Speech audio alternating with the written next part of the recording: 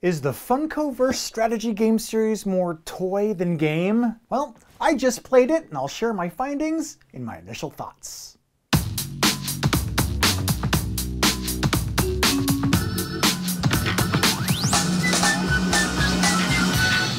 Hey there, and welcome to this overview of the Funkoverse Strategy Board Game. I'm Chaz from Pair of Dice Paradise, and what you need to know about Funko is that it's best known for their line of collectible figurines. I even have a few adorning my shelves from various intellectual properties that give me the sentimental feels.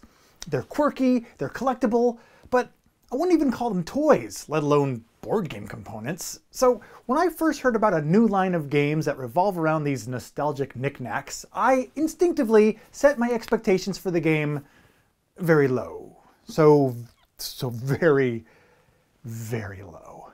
I was expecting the toy factor of this game to overpower any gameplay potential that there may be. However, I was pleasantly surprised to be totally wrong about that. But before I get into why that is, here's a brief overview of how the game works. In the Funkoverse Strategy Game, players combine various characters to challenge each other in a variety of scenarios. Each character has a unique set of skills which can be used to gain points and perform special abilities.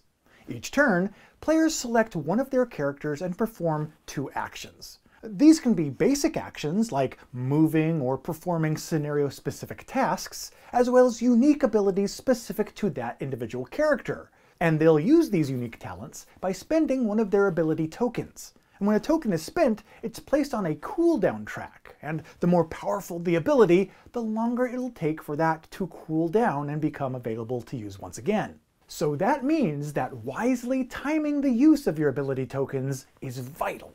Each character that's available in the Funkoverse lineup has their own unique set of abilities, and players can then mash up teams of characters who might not otherwise go together. This allows players to discover new combos and synergies that they can play off of each other. At the time of launch, the Funkoverse Game series consists of 4 character sets with several 2-character expansions also available.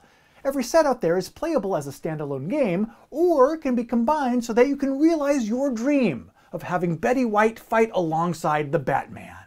Finally, okay, bear with me on this for just a second.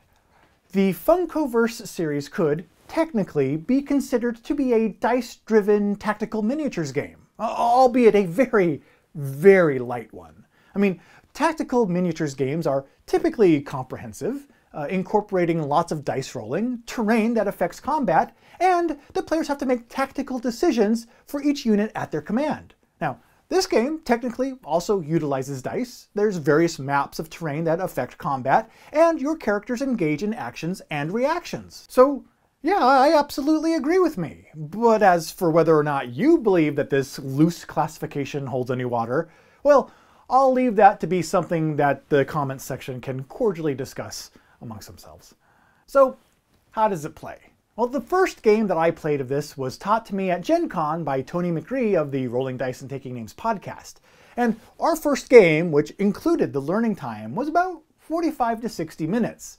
But even within that relatively short game time, I still found myself making interesting decisions and developing a strategic plan of attack throughout the course of the game until I ultimately lost to him.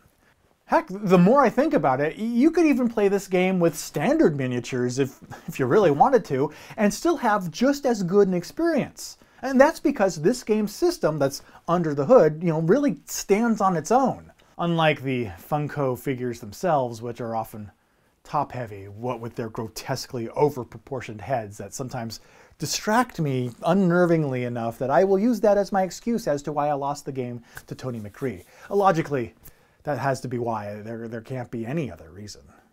The rule set for this game is decent, comprehensive, and intuitive, but it's the cooldown system for the character abilities that's really the standout feature for me of this game. And that's why I'm looking forward to adding more and more of the sets and expansions that come out for this game to my library, including the upcoming Golden Girls expansion, which includes the 3rd and 4th characters from the television show. And to be clear, I want this expansion because I enjoy the game, not just because it will provide a way to add Estelle Getty and B. Arthur figurines to my shelves. Sure, yeah, that's a plus. So, if you're interested in an introductory, albeit extremely light, arena combat game with a variety of different scenarios and distinctive characters to mash up, then the Funkoverse lineup here is definitely worth checking out, because they're built on a foundation of mechanisms that's really, yeah, pretty darn solid. Add a little bit of divine intervention to your dice rolls with either this dice or devil angel pin strapped to your lapel, lanyard, backpack, or other pinnable surface. Roll with grace and confidence with either one of these 1-inch enamel pins by your side.